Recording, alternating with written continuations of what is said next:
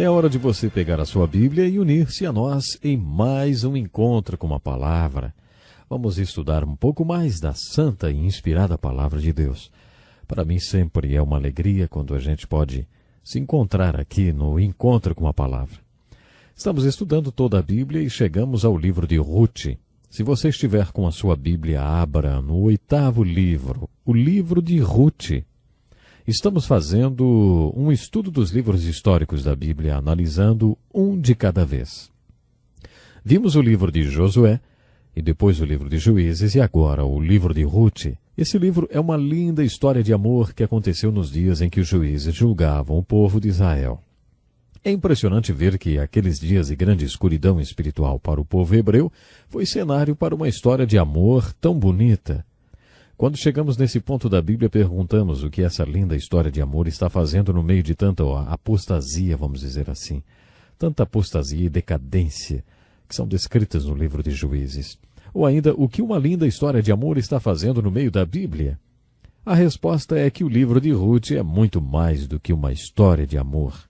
Os 3 primeiros livros históricos da Bíblia são chamados de livros históricos alegóricos. Os 6 livros seguintes, de Samuel até Crônicas, são chamados de livros históricos literários do reino. Os 3 últimos livros históricos, Esdras, Neemias e Esther, são chamados livros históricos pós-cativeiro. Portanto, Ruth é o 3º dos livros históricos alegóricos. O livro de Josué é um livro histórico, mas também é uma importante alegoria da vida cristã.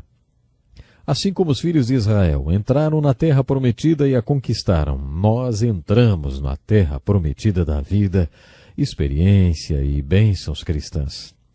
O livro de Josué se constitui uma alegoria da apostasia e do renascimento.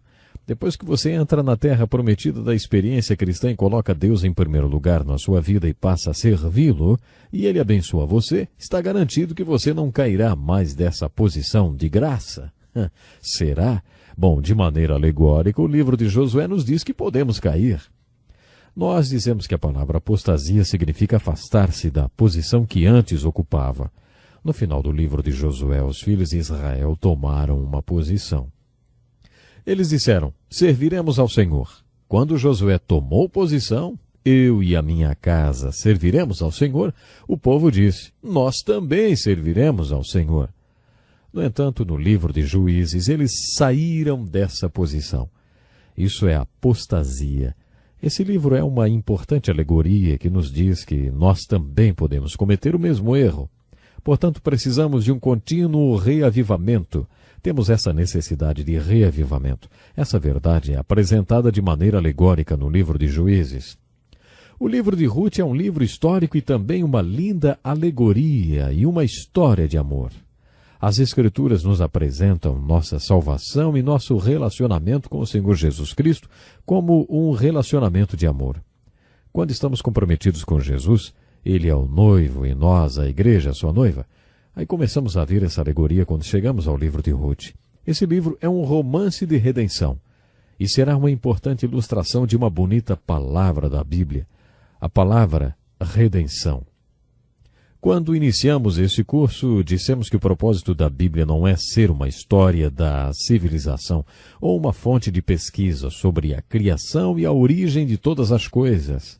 O propósito da Bíblia é nos fazer conhecer a história de redenção e o contexto histórico no qual o Redentor, por meio de quem recebemos a redenção, veio. O livro de Ruth é uma ilustração dessa redenção ou remissão. Sua mensagem é a ilustração da mensagem mais importante das Escrituras. Essa mensagem é apresentada na figura de um romance.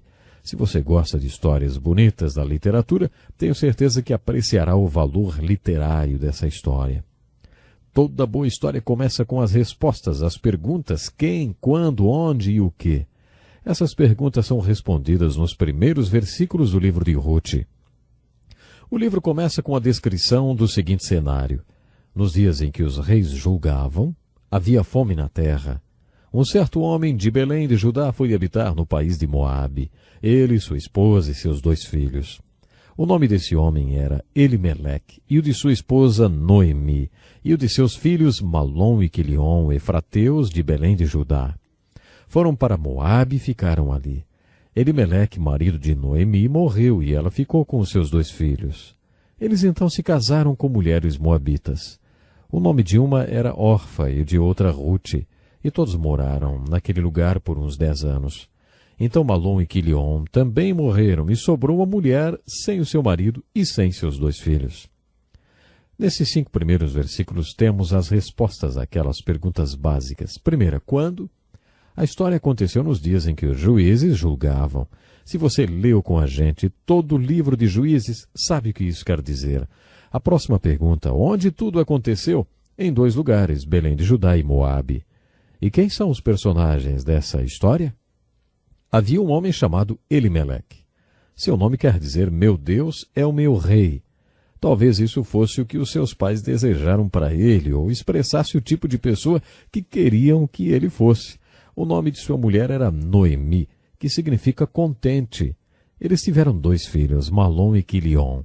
Em hebraico, esses nomes significam doente e fraco. Aparentemente, eles não eram muito saudáveis nem fortes. Havia fome. Essa é a resposta para a pergunta, o quê?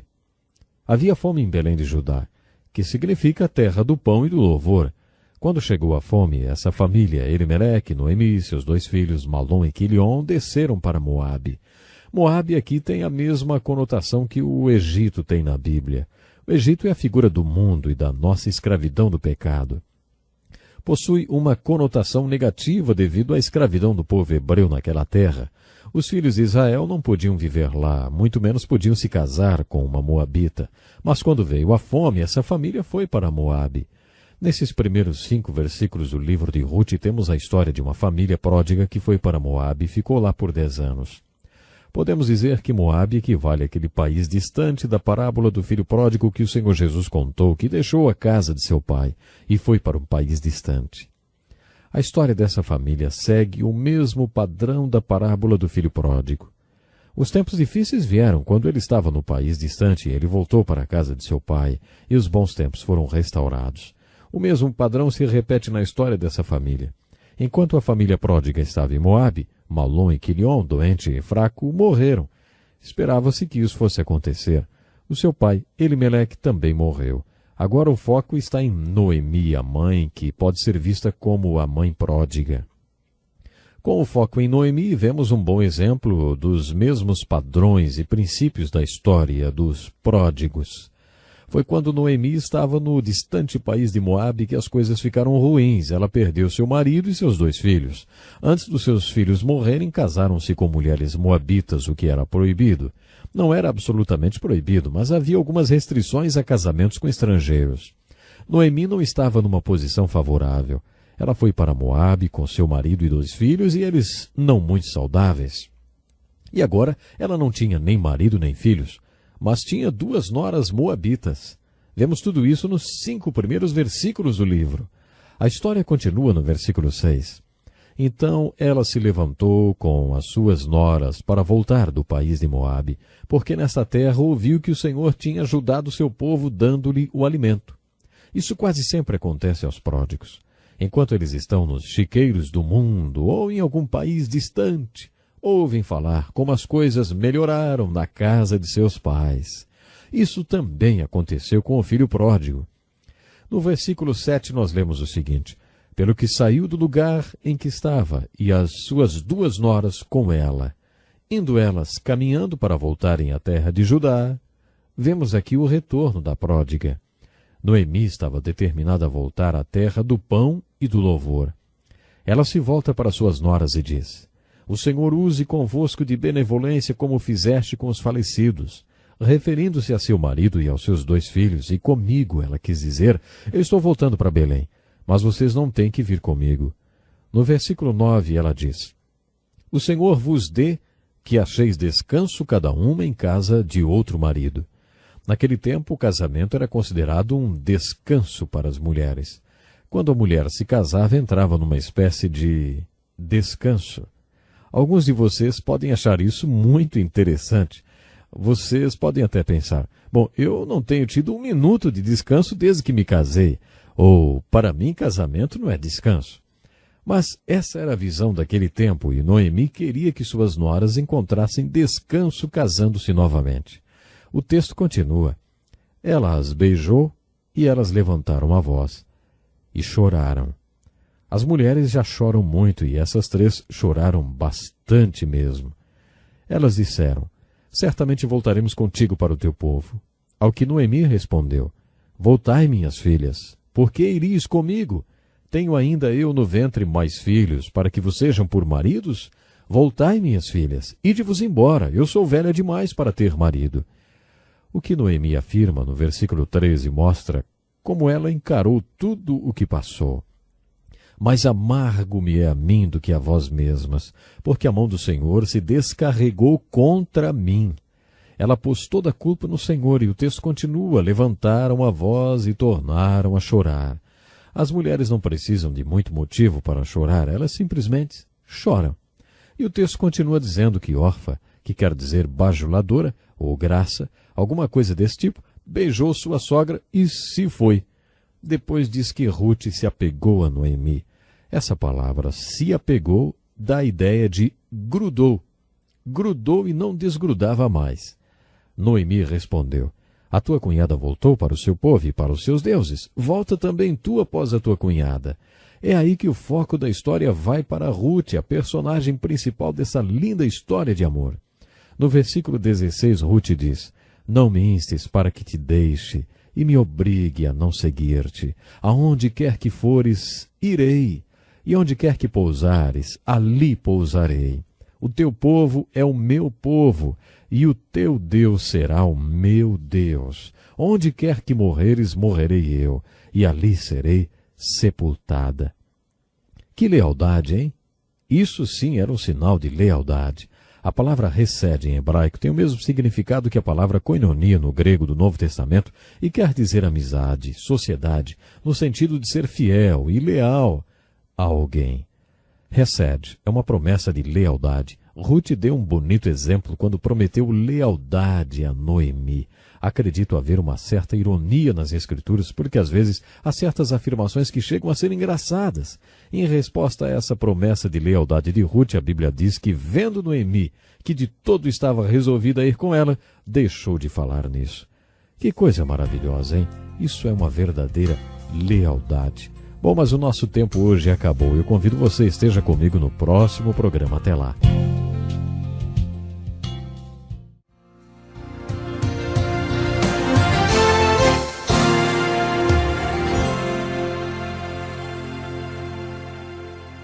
Muito obrigado, Daryl. E eu digo bem-vindo aí a todos vocês que estão nos acompanhando. A partir de agora, Encontro com a Palavra.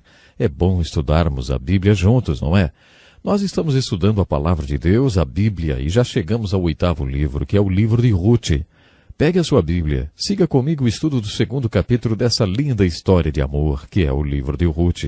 No 1º capítulo desse livro, lemos a impressionante promessa de lealdade de Ruth para com sua sogra Noemi. Depois lemos que elas partiram para Belém.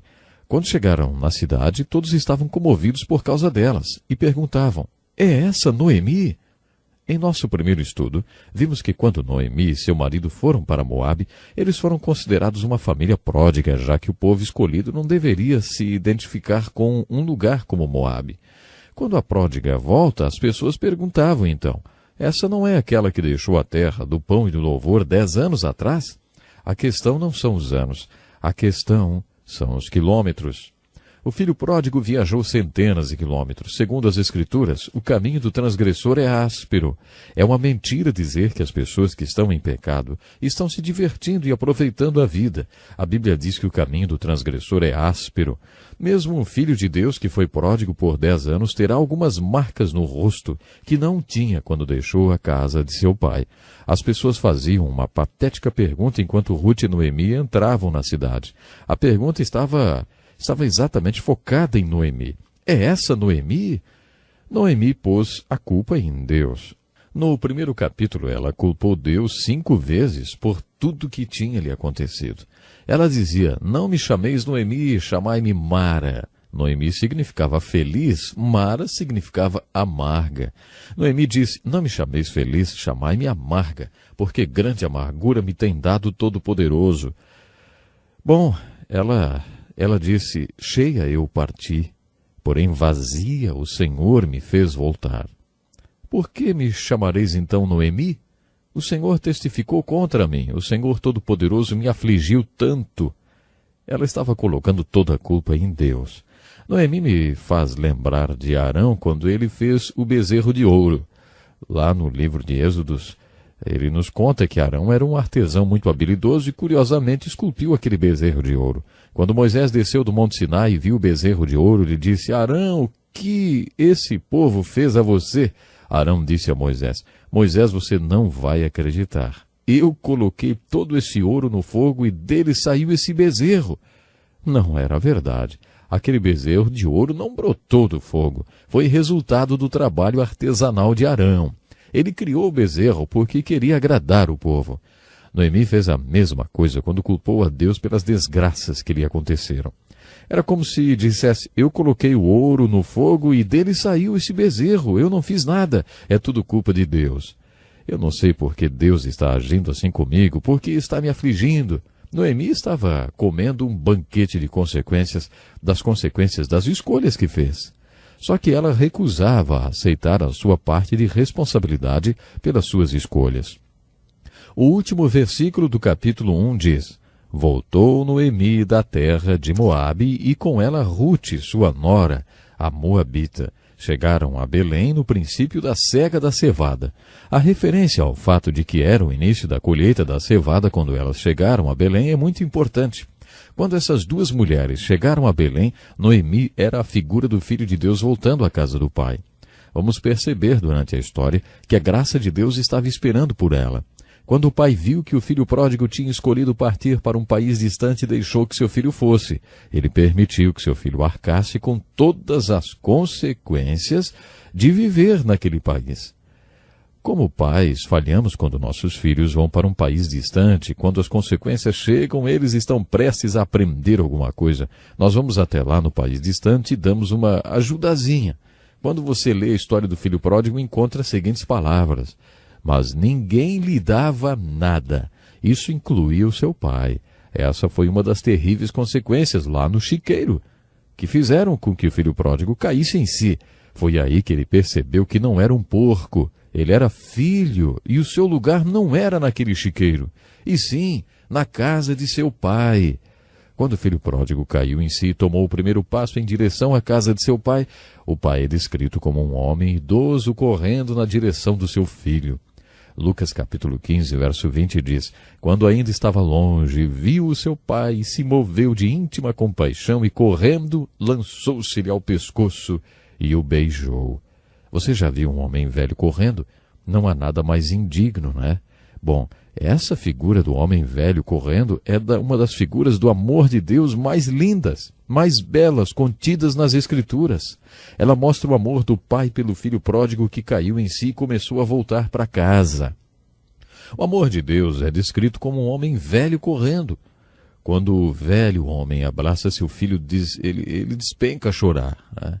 Eu não sou digno de ser chamado teu filho, meu pai. Deixe-me viver junto com os teus escravos. O pai ignora tudo isso e diz: esse é meu filho. Tragam o anel da família, a túnica da família, matem o bezerro gordo, porque o meu filho estava morto e agora reviveu. Estava perdido, mas agora foi encontrado. Por isso vamos celebrar. Noemi passou por essa mesma experiência quando voltou para Belém de Judá. A graça de Deus estava esperando por ela. Essa lição que aprendemos com Noemi nessa história é incrível. Agora Ruth se torna o foco dessa história de amor e representa aquelas pessoas que não pertencem à família de Deus. Ela não era hebreia, era uma estrangeira. A graça de Deus se estende para as pessoas que não pertencem à sua família? Claro que sim. A sua graça está na sua lei, e a solução para Noemi e Ruth estava na lei de Deus. A primeira lei que trouxe graça para Ruth e Noemi está no livro de Levíticos, capítulo 19, versículo 9 e 10. Quando fizeres a colheita da tua terra, não a cegarás totalmente, nem colherás as espigas caídas da tua messe. Semelhantemente, não rabiscarás a tua vinha, nem colherás os bagos caídos da tua vinha. Deixá-los-ás para o pobre e para o estrangeiro. Eu sou o vosso Deus. Por que isso é importante? porque aparentemente Noemi ou o falecido marido de Ruth tinha ensinado esses estatutos para ela. De acordo com o 2º capítulo do livro de Ruth, no primeiro dia que ela estava em Belém, resolveu praticar o estatuto citado em Levíticos 19. Ela resolveu ir colher atrás dos segadores nos campos. Lemos que Noemi tinha um parente da família de Elimeleque, um homem poderoso e rico cujo nome era Boaz. Ruth, a moabita, disse a Noemi: deixa-me ir ao campo e apanharei espigas atrás daquele em cujos olhos eu achar graça. E Noemi disse: vai, minha filha. Ela foi, chegou ao campo e colheu após os segadores. Por acaso entrou no campo de Boaz, que era da família de Elimeleque. Há outro estatuto muito importante na lei de Moisés que é introduzido nessa história. Esse estatuto está no capítulo 25 do livro de Deuteronômio e diz o seguinte: quando 2 irmãos morarem juntos e um deles morrer sem deixar filho, a mulher do defunto não poderá casar-se com outro estranho fora da família. Seu cunhado a tomará e a receberá por mulher e exercerá para com ela a obrigação de cunhado. O primogênito que ela tiver usará o nome do irmão morto, para que seu nome não se apague de Israel. Porém, se o homem não quiser tomar a sua cunhada, esta irá ter com os anciãos no tribunal e dirá: meu cunhado recusa suscitar a seu irmão nome em Israel. Não quer exercer para comigo o dever de cunhado. Então os anciãos da sua cidade devem chamá-lo e falar-lhe. Se ele persistir e disser: não quero tomá-la, a sua cunhada se chegará a ele na presença dos anciãos, ele descalçará a sandália do pé, ele cuspirá no rosto. As mulheres sempre comandaram os tribunais.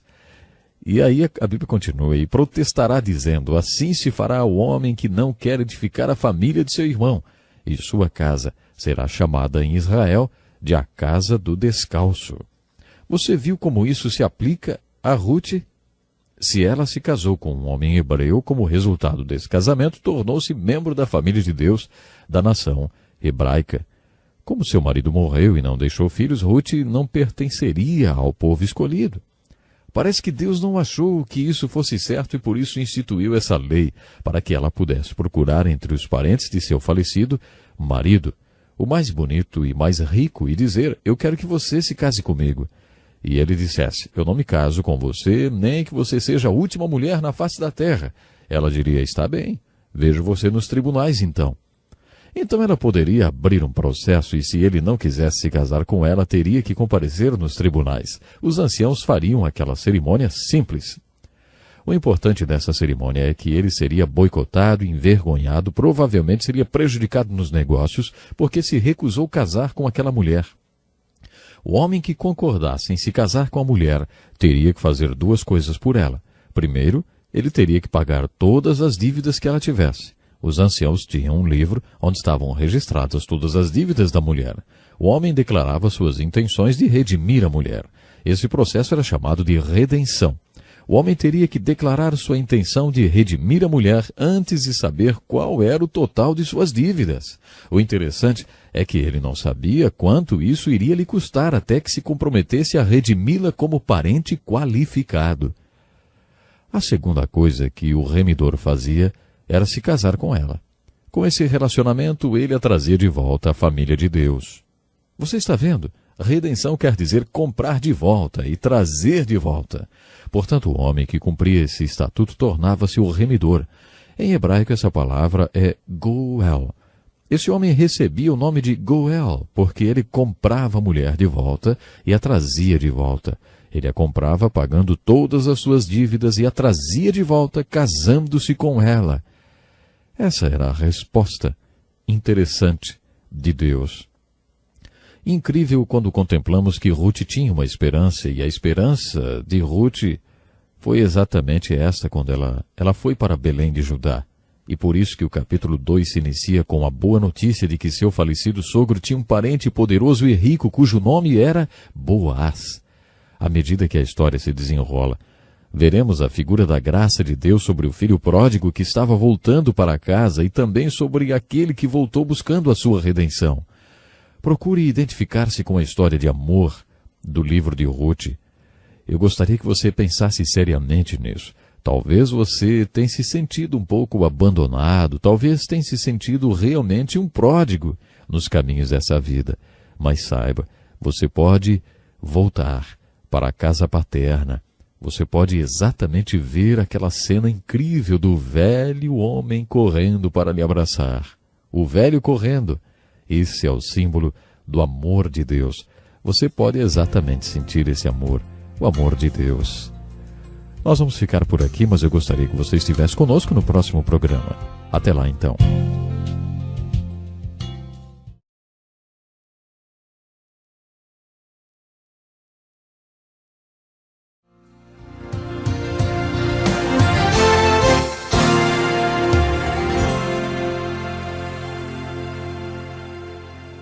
Obrigado, Daryl. É hora de você pegar a sua Bíblia e juntar-se a nós em mais um estudo da Palavra de Deus.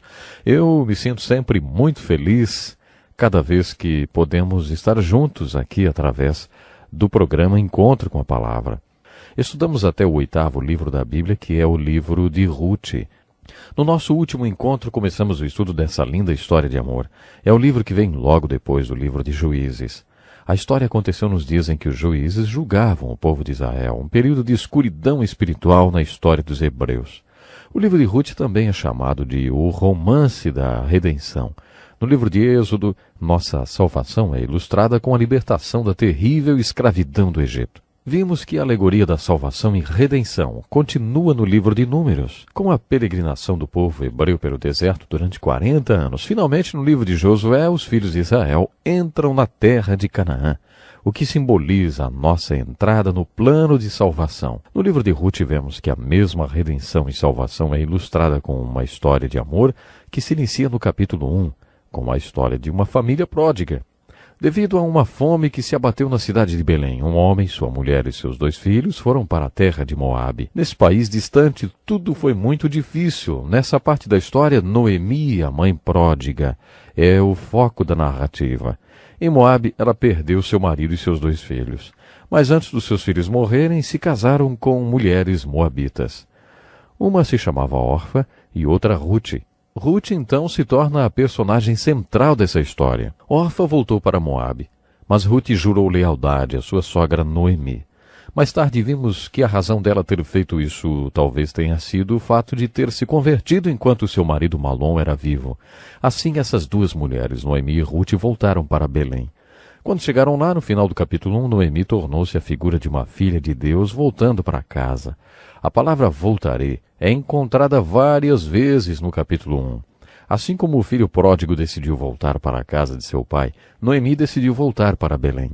Quando retornou, a graça de Deus estava esperando por ela. Deus expressou seu amor e graça para com Noemi de diversas maneiras. Nesse livro da Bíblia, Ruth ilustra uma pessoa que não fazia parte da família de Deus. Vemos que Deus expressou seu amor e sua graça para com ela por meio da redenção. A volta de Ruth para Belém com a sua sogra é uma linda ilustração da nossa redenção e salvação. Deus expressou sua graça para com ela, primeiramente no capítulo 1, quando ela foi colher atrás dos segadores. Isso era uma lei de Deus dada no livro de Levíticos, capítulo 19, versículo 9 e 10. Quando os segadores estivessem fazendo a colheita nos seus campos, não poderiam pegar o que caísse no chão. E não deveriam pegar todas as uvas e nem todas as espigas de milho. Dessa forma, os pobres e os estrangeiros seriam beneficiados. Ruth conhecia essa lei, e por isso foi aos campos colher atrás deles. A lei do parente remidor introduz uma verdade muito importante no livro de Ruth. Noemi, sogra de Ruth, tinha um parente muito rico cujo nome era Boaz. No versículo 3 do capítulo 2, nós lemos que Ruth foi colher no campo e, por acaso, entrou no campo de Boaz, que era da família de Elimeleque, seu falecido sogro. Ei, você acha que isso foi por acaso? Você acha que, coincidentemente, ela foi colher no campo desse homem? Lendo o 1º capítulo de Mateus, descobrimos que Boaz e Ruth fazem parte da genealogia de Jesus Cristo, o Messias. Você acha que Deus, sabendo que a união dessas pessoas e o seu casamento levaria à vinda do Messias, deixaria que isso acontecesse por coincidência? Claro que isso foi providencial. Ruth foi para o campo que pertencia a Boaz. E no versículo 4 nós lemos: Boaz veio de Belém e disse aos segadores: O Senhor seja convosco. Responderam-lhe eles: O Senhor te abençoe. Que exemplo de relacionamento entre funcionário e empregador, hein? Não seria bom começarmos o nosso dia na fábrica ou na loja dessa forma? O Senhor seja com você! E o outro grita de lá, Deus te abençoe! E no versículo 5 nós lemos, perguntou Boaz ao servo encarregado dos segadores, de quem é essa moça? Você quer saber o que essa pergunta realmente significa? Significa que Boaz se apaixonou. Ele viu aquela linda mulher colhendo nos campos. Ruth significa beleza, ou botão de rosa. É claro que ela era muito bonita. Quando Boaz a viu, ficou simplesmente embasbacado. Foi amor à primeira vista. Ele se apaixonou por ela e perguntou ao seu encarregado o que ele sabia sobre ela. O encarregado contou tudo o que sabia, que ela tinha sido casada com um homem hebreu no país de Moabe, que seu marido tinha morrido e que ela tinha jurado lealdade à sua sogra. E ele provavelmente contou que enquanto era casada com um homem hebreu, ela tinha se convertido. No versículo 8 lemos que Boaz disse a Ruth, ouve, minha filha, não vás colher em outro campo, nem tampouco passes daqui. Ficarás aqui com as minhas servas. Os teus olhos estarão atentos no campo que cegarem, e irás após elas. Dê ordem aos servos que não te toquem. Quando tiveres sede, vai aos vasos e bebe do que os servos tiverem tirado. Boaz deixou claro a Ruth que estava interessado nela. Agora as coisas tinham mudado bastante. Sua resposta está no versículo 10. Então ela, inclinando-se e prostrando-se com o rosto em terra, perguntou-lhe, por que achei graça aos teus olhos, para que faças caso de mim, sendo eu estrangeira? Deparamo-nos com uma palavra muito bonita na Bíblia. Graça. Graça significa favor e bênção de Deus que não merecemos. Ruth está dizendo a Boaz, eu não sou hebreia, não sou como uma de suas servas. Por que tem esse tipo de consideração comigo? Boaz respondeu que ela tinha feito a sua parte. No versículo 11 ele diz, eu ouvi falar de tudo que fizeste a tua sogra depois da morte de teu marido, como deixaste a teu pai, a tua mãe, a terra onde nasceste, e vieste para um povo que dantes não conhecias. Que o Senhor recompense o teu feito.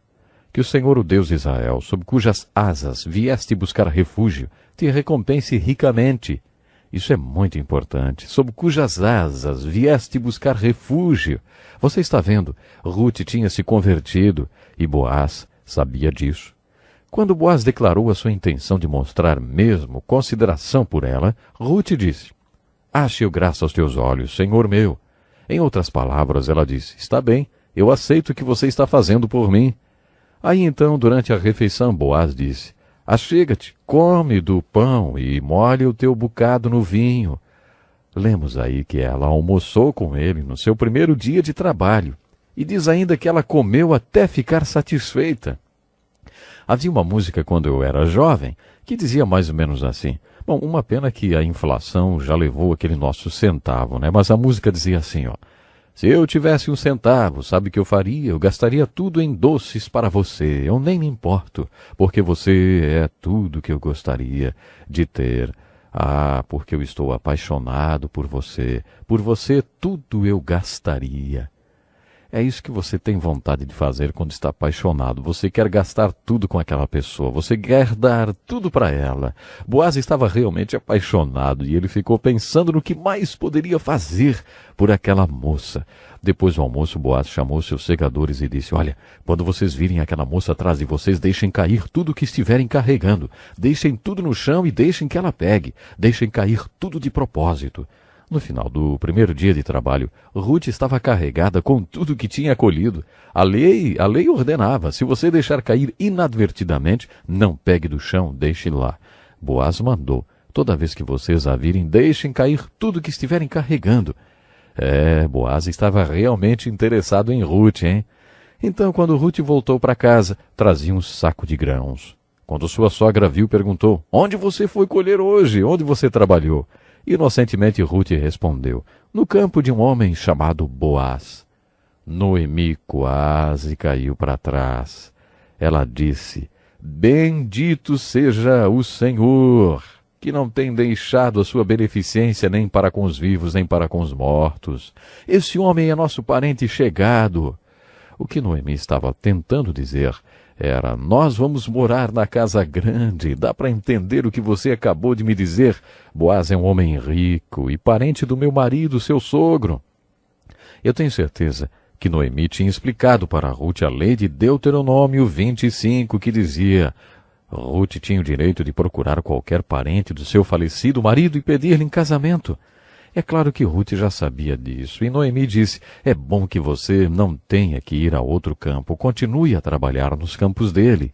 O último versículo do capítulo 2 diz: assim Ruth se juntou com as servas de Boaz para respigar até que a cega de cevada e de trigo se acabou, e ficou morando com a sua sogra. Isso parece estranho, porque significa um tempo de mais ou menos 6 meses.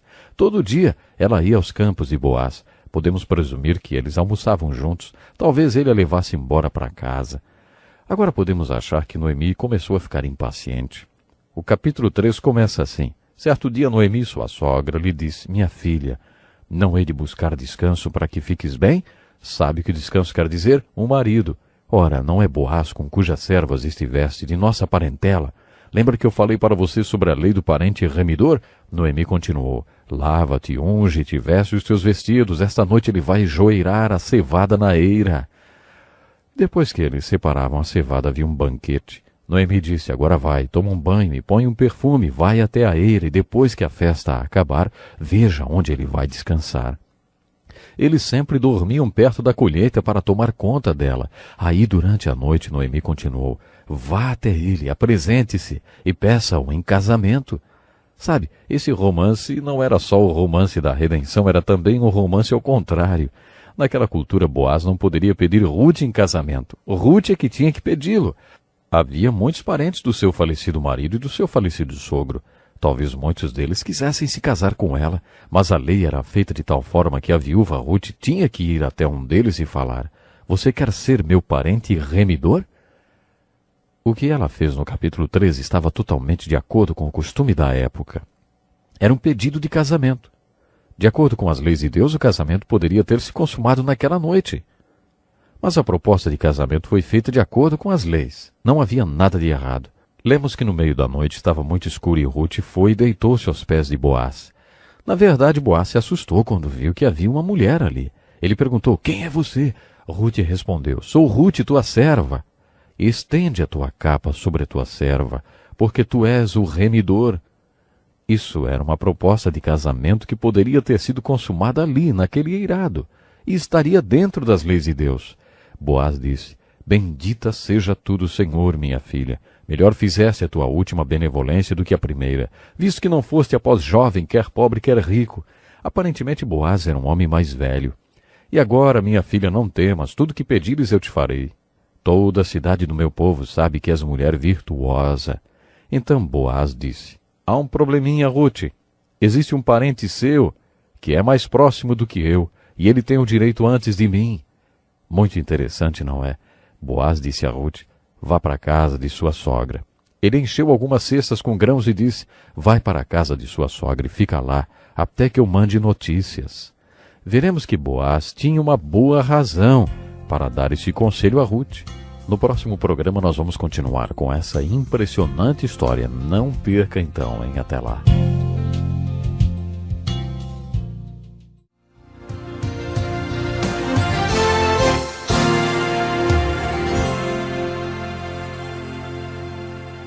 Pegue a sua Bíblia, junte-se a nós para mais um estudo da Santa Inspirada Palavra de Deus. Estamos estudando toda a Bíblia e chegamos até o pequeno livro de Ruth, que possui apenas 2 folhas na maioria das edições da Bíblia. Esta é a 4ª e última parte do estudo desse livro. Nos últimos 3 estudos dessa história de amor, vimos que os noivos se conheceram, se apaixonaram e que aconteceu o pedido de casamento. A lei dos Hebreus dizia que a mulher deveria propor casamento ao homem e que ele deveria cuidar dos detalhes legais da união. Ruth tinha pedido Boaz em casamento naquele dia bem cedo e ele tinha marcado uma audiência com os anciãos da cidade. Boaz viu o parente que teria prioridade no direito de se casar com Ruth e o chamou. Ei, você, meu amigo, vem aqui, sente-se. O nome desse homem não é citado, por isso vou chamá-lo de amigo. Boaz disse simplesmente: Ei, amigo. Lemos que Boaz se reuniu com 10 anciãos da cidade. Eles faziam esse tipo de reunião sempre que era necessário oficializar uma transação. Boaz promoveu essa reunião e disse àquele homem: Você se lembra do seu parente Elimeleque? Lembra que ele foi para Moabe e morreu lá? Ainda existe parte de sua propriedade que precisa ser resgatada, e você é o primeiro na linha do parentesco para fazer isso.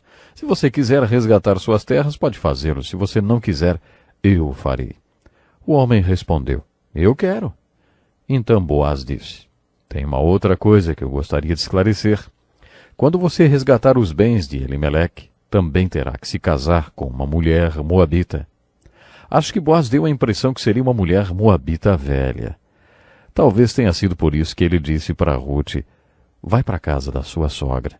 Boaz não queria que esse homem visse Ruth, porque talvez se o amigo a visse, não seria tão fácil conseguir os seus objetivos. No versículo 16 do capítulo 3, lemos que Ruth chegou em casa e Noemi perguntou: Como foram as coisas, minha filha? Na verdade, ela estava perguntando: E daí, você já é a senhora Boaz? O casamento já foi consumado? Noemi era uma típica mãe judia controladora. Ruth contou a Noemi como as coisas tinham acontecido e Noemi disse: Espera, minha filha, até que saibas como irá terminar o caso, pois o homem não descansará enquanto não concluir hoje este negócio. Noemi estava se referindo a toda a legalização que Boaz teria que providenciar. Ela quis dizer: Fique tranquila, Boaz vai tomar conta de tudo. E ele tomou mesmo. Quando Boaz contou ao parente mais próximo de Ruth: Você terá que se casar com uma mulher moabita, o homem disse: Eu não posso redimi-la, porque isso prejudicaria minha própria herança. Eu não posso me casar com uma mulher moabita, porque mancharia a minha árvore genealógica. Fique você com o direito de resgate. Então Boaz disse para os anciãos: Senhores, façam constar que eu resgatarei tudo que pertenceu a Elimeleque e que redimirei a moabita Ruth. Como já havíamos dito, essa história é realmente uma linda ilustração da redenção. Redimir significa comprar de volta, trazer de volta. No capítulo 5 do livro de Apocalipse há outra ilustração de redenção muito bonita. Naquele texto tudo está centralizado ao redor do trono. O versículo 4 diz: Eu chorava muito porque ninguém for achado digno de abrir o livro, nem de lê-lo, nem de olhar para ele. A história está no capítulo 5. O problema é que ninguém é digno de abrir os selos e abrir o rolo. Os estudiosos acreditam que o rolo seja como aquele rolo que continha todos os débitos da mulher que precisava ser resgatada. Lembre-se que o parente remidor tinha que provar que era apto para tal procedimento e que estava interessado em resgatar a mulher mesmo antes de abrir o rolo e descobrir quanto ela devia. Ele não tinha como saber quanto tudo isso lhe custaria. O lamento no céu provavelmente é porque ninguém está qualificado ou interessado em abrir os selos e o rolo e descobrir quanto vai custar para redimir a humanidade. Finalmente as boas novas são dadas. Não chores, olha, o leão da tribo de Judá, a raiz de Davi, venceu para abrir o livro e os seus 7 selos. Então vi no meio do trono e dos 4 seres viventes, e entre os anciãos em pé, um cordeiro como havendo sido morto, e tinha 7 chifres e 7 olhos, que são 7 Espíritos de Deus enviados por toda a terra. E veio e tomou o livro da mão direita do que estava sentado no trono. Logo que tomou o livro, os 4 seres viventes e os 24 anciãos prostraram-se diante do cordeiro, tendo todos eles uma harpa e taças de ouro cheias de incenso, que são as orações dos santos. E cantavam um novo cântico, dizendo: Digno és de tomar o livro e de abrir os seus selos, porque foste morto, e com o teu sangue compraste para Deus homens de toda a tribo e língua e povo e nação. A redenção descrita no 5º capítulo do livro de Apocalipse é demonstrada aqui no livro de Ruth, quando Boaz reuniu os anciãos da cidade. Conforme está descrito no capítulo 4 do livro de Ruth, ele a redimiu legalmente. Primeiro pagou todas as suas dívidas. Nesse sentido, ele a comprou de volta. Depois ele estabeleceu um compromisso com ela, casou-se com ela. Assim Boaz trouxe Ruth de volta à família de Deus. A redenção de Ruth ilustra 2 fatos na nossa redenção. A nossa redenção está baseada na morte e ressurreição de Jesus Cristo. A morte de Cristo foi o preço pago para nos comprar de volta para a família de Deus.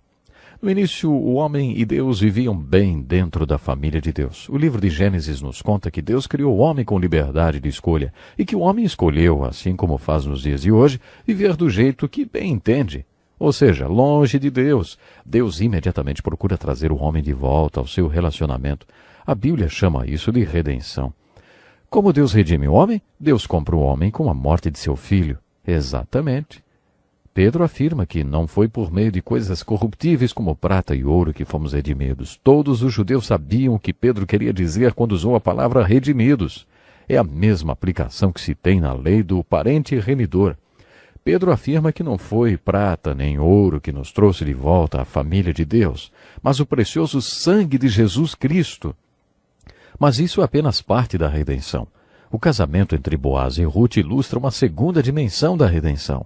Jesus Cristo está vivo e vivendo no planeta Terra. Ele ressuscitou dos mortos e está batendo na porta dos nossos corações. Ele quer que abramos a porta e o convidemos para entrar.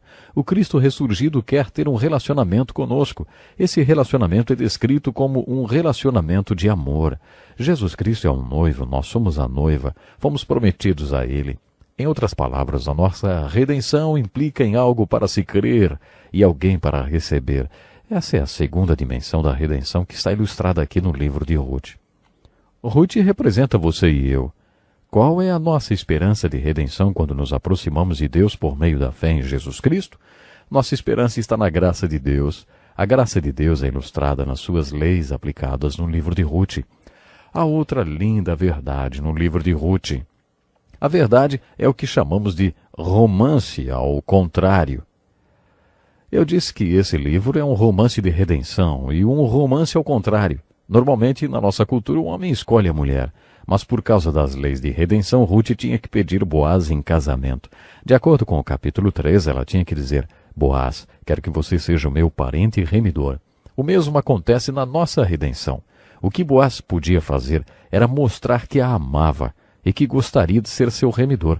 Mas ela tinha que dizer: eu quero que você seja o meu remidor, Boaz.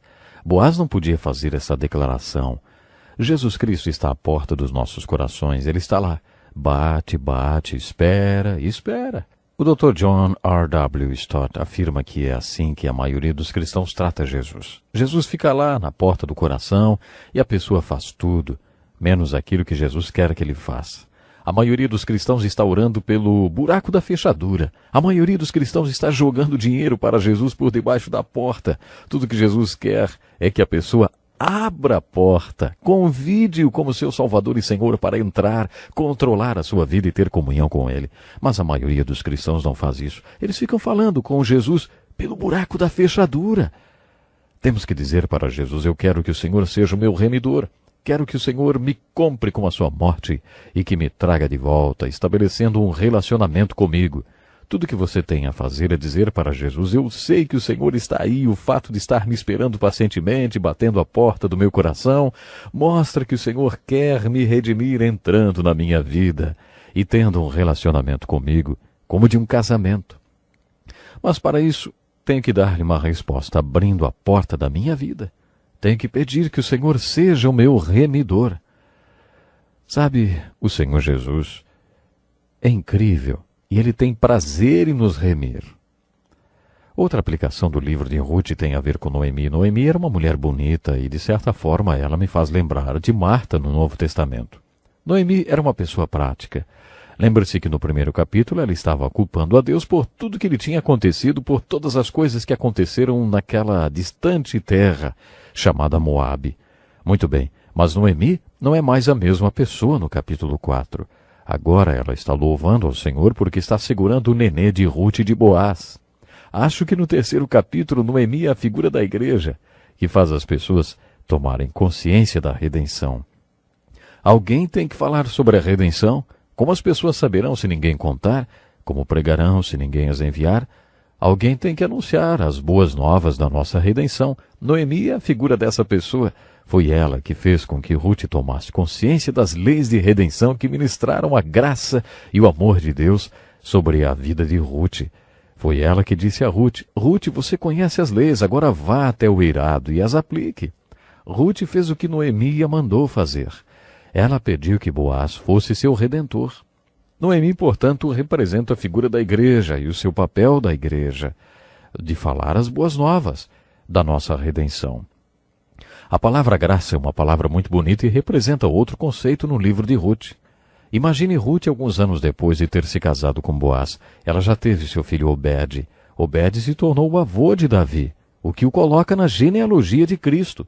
Imagine que Ruth está fazendo compras numa loja e encontra alguns dos segadores com quem trabalhou durante 6 meses nos campos de Boaz. Eles dizem: Oi, Ruth, tudo bem? Ah, esse é o seu filhinho Obed, não é? Nós sempre soubemos que você conseguiria o que queria. Você soube fazer o jogo, não é mesmo?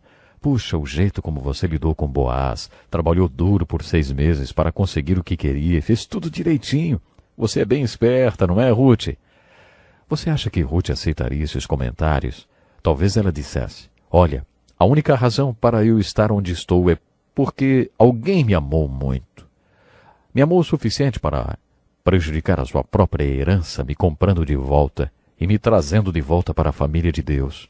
Eu devo tudo ao amor de Boaz e ao amor de Deus representado na sua lei da redenção. Agora imagine que você e eu estamos no céu e encontramos com alguns amigos da terra que nos dizem: Nós sabíamos que vocês conseguiriam porque sempre foram muito espertos, sempre foram muito inteligentes, sábios. Tínhamos certeza que vocês saberiam direitinho o que era necessário fazer para conseguir entrar aqui. Será que você ou eu aceitaríamos esses comentários? Claro que não. Nem eu nem você podemos entrar no céu, a não ser pela graça do nosso Redentor que nos ama. De todos os desafios e aplicações desse livro, esse é o mais importante. O livro de Ruth ilustra a nossa redenção. E a aplicação do livro é essa: você já foi redimido? Você já pediu que Jesus Cristo seja o seu remidor? Pense nisso. No próximo programa tem mais. Até lá então.